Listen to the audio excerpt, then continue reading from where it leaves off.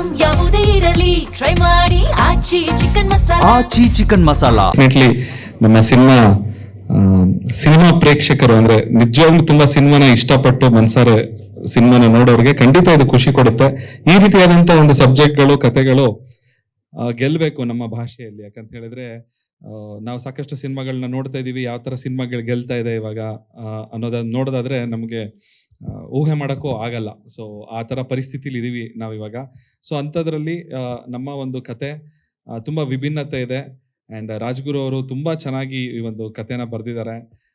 ಈ ಕಥೆನೇ ಮೇನ್ ಕಾರಣ ನಾನು ಈ ಒಂದು ಸಿನಿಮಾ ಮಾಡಬೇಕು, ಒಬ್ಬ ನಟನಾಗಿ ನಾನು ಇಂಟ್ರಡ್ಯೂಸ್ ಆಗಬೇಕು ಅಂತ ಅನ್ಕೊಂಡಿದ್ದು. ಏನಕ್ಕೆ ಅಂದರೆ just because of the story. ಆ ಸ್ಟೋರಿ ಅಷ್ಟು ಗ್ರಿಪ್ಪಿಂಗ್ ಆಗಿದೆ, ಅಷ್ಟು ಚೆನ್ನಾಗಿದೆ ಆ್ಯಂಡ್ ಮನಸ್ಸಿಗೆ ಒಂದು ಖುಷಿ ಕೊಡುತ್ತೆ.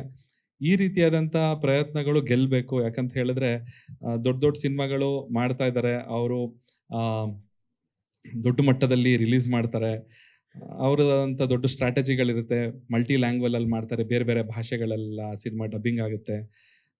ಸೊ ಅಟ್ ಅ ಟೈಮ್ ಎಲ್ಲ ರಾಜ್ಯಗಳಲ್ಲೂ ಆ ಸಿನಿಮಾ ರಿಲೀಸ್ ಆಗುತ್ತೆ. ಬಟ್ ಈ ರೀತಿಯಾದಂಥ ಪ್ರಯತ್ನ, ಇದು ನಮ್ಮ ಸ್ವಂತ ಕನ್ನಡದ ಕತೆ, ಕನ್ನಡದ ಸಿನಿಮಾ, ಕನ್ನಡಿಗರು ಸೇರಿ ಮಾಡಿರುವಂಥ ಸಿನಿಮಾ, ಬರೀ ಕನ್ನಡನ ಮಾತ್ರ ನಂಬ್ಕೊಂಡು ಮಾಡಿರುವಂಥ ಸಿನಿಮಾ. ಇದಕ್ಕೆ ಕನ್ನಡಿಗರು ಸಪೋರ್ಟ್ ಇದ್ರೆ ಮಾತ್ರ ನಾವು ಗೆಲ್ಬೋದು. ಇನ್ನೊಂದು 2 ಎಕ್ಸ್ಟ್ರಾ ಪ್ರಾಜೆಕ್ಟ್ಗಳನ್ನ ಮಾಡೋಕ್ಕೆ ನಮಗೆ ಹೆಲ್ಪ್ ಆಗುತ್ತೆ ಇದು. ಸೊ ಈ ರೀತಿಯಾದಂಥ ಕತೆಗಳನ್ನ ಗೆಲ್ಲಿಸ್ಬೇಕು ಅಂತ ನಾನು ಕೇಳ್ಕೊಳ್ತೀನಿ. ಬನ್ನಿ ಸಿನಿಮಾ ನೋಡಿ ಥಿಯೇಟ್ರಲ್ಲಿ, ಖಂಡಿತವಾಗ್ಲೂ ನಿಮಗೆ ಖುಷಿ ಆಗುತ್ತೆ. ಏಪ್ರಿಲ್ 17ನೇ ತಾರೀಕು ಗೋವಿಂದರಾಜ್ ಸರ್ ಈ ಸಿನಿಮಾನ ಪ್ರೊಡ್ಯೂಸ್ ಮಾಡಿದ್ದಾರೆ. ಗೋಕುಲ ಎಂಟರ್ಟೈನ್ಮೆಂಟ್ ಬ್ಯಾನರ್ ಅಡಿ ಈ ಸಿನಿಮಾ ಬರ್ತಾ ಇದೆ.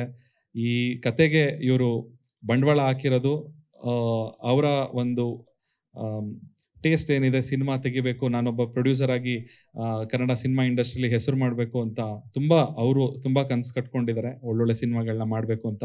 ಸೊ ಈ ರೀತಿಯಾದಂಥ ಸಬ್ಜೆಕ್ಟಿಂದ ನೀವು ಸ್ಟಾರ್ಟ್ ಮಾಡಿರೋದು, ಆಲ್ರೆಡಿ ನೀವು ಮುಂಚೆ ಬೇರೆ ಬೇರೆ ಸಿನಿಮಾ ಪ್ರೊಡ್ಯೂಸ್ ಮಾಡಿದ್ರೆ, ಬಟ್ ಈ ರೀತಿಯಾದಂಥ ಒಂದು ಜರ್ನಿನ ನೀವು ಸ್ಟಾರ್ಟ್ ಮಾಡ್ತಾ ಇದ್ದೀರಾ. ಅಂದರೆ ಹೊಸ ಪ್ರತಿಭೆಗಳಿಗೆ, ಹೊಸ ರೀತಿಯಾದಂಥ ಕಥೆಗಳಿಗೆ ನೀವು ಆದ್ಯತೆ ಕೊಟ್ಟಿದ್ದು ನಮಗೆ ತುಂಬ ಖುಷಿ ಆಯಿತು. ನಿಮಗೂ ಧನ್ಯವಾದಗಳು. ಆ್ಯಂಡ್ ನಮ್ಮ ಎಂಟೈರ್ ಸಿನಿಮಾ ತಂಡ, ಪ್ರದೀಪ್ ಅವರು, ಪ್ರವೀಣ್ ಅವರು ಮ್ಯೂಸಿಕ್ ಡೈರೆಕ್ಷನ್ ಆಗಿರ್ಬೋದು, ಅರ್ಚನಾ ಕೊಟ್ಟಿಗೆ ಅವರು ನನ್ನ ಜೊತೆ ಸಹ ನಟಿಯಾಗಿ ತುಂಬ ಚೆನ್ನಾಗಿ ಆ್ಯಕ್ಟ್ ಮಾಡಿದ್ದಾರೆ, ವಸಂತ ಆಗಿ. ಆ್ಯಂಡ್ ಸುದೇಶ್ ಶಾಸ್ತ್ರಿ ಅವರು ನನ್ನ ಮೇಷ್ಟ್ರಾಗಿ ನನಗೆ ಆ್ಯಕ್ಟಿಂಗ್ ಫಸ್ಟು ನಾನು ಸ್ಟಾರ್ಟ್ ಮಾಡಬೇಕು ಅಂತ ಅವ್ರನ್ನ ಯಾಕೆ ಅವ್ರ ಡೈರೆಕ್ಷನ್ ಅಡಿಯಲ್ಲಿ ನಾನು ಸ್ಟಾರ್ಟ್ ಮಾಡ್ಬೇಕು ಅಂದ್ಕೊಂಡೆ ಅಂತ ಹೇಳಿದ್ರೆ, ಬಿಕಾಸ್ ಅವರು ರಂಗಭೂಮಿಯಲ್ಲಿ ತುಂಬ ಶ್ರಮಪಟ್ಟು ಕೆಲಸ ಮಾಡಿ ಒಂದು ಹೆಸರು ಮಾಡಿದವರು. ರಾಜ್ಗುರು ಅವರು ಅಷ್ಟೇ